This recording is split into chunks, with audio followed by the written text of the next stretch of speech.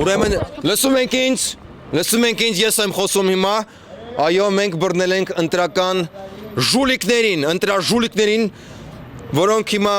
գտնվում են մեր բաժնում։ Իսկ ինչ է նրանք արել, երևի ընտրական շարք են բաժանել, հա։ Ավելի վատ բարեկամս, նրանք բնակչության անապահով խավարի համար նախատեսված ընտրակաշարքը գրպանել են եւ չեն բաժանել։ Այսինքն մեղադրվում են ընտրական շարք չբաժանելու համար, հա։ Ոչ դմբո, մեղադրվում են վստահությունը չարաշահելու համար, մարդկանց հասկանում եք բաժանվել են 10,000-ական դրամներ, իրենք պետք է այդ գումարը տային ձեր պապիկներին, ձեր տատիկներին, քո բաժանաղին, բայց փոխարենը նրանք այդ գումարը գրպանել են, հասկանում ես, այդ սրիկաները չեն տվել ոչ մի կոպեկ։ Հա, բայց այդ բաժանելը ոնց որ կլներ հենց հանցագործություն։ Այս մեկը շատ դմբո է։ Այսինքն այն գումարը, որ իրանց տվել է, որ իրանք բաժանել են բնակչությանը, դա ընտրական Հա, այսպես որ ասում ես, հա, ոնց որ ընտրական շարքի նման է, դրան հավասար բան է ոնց որ ստացում։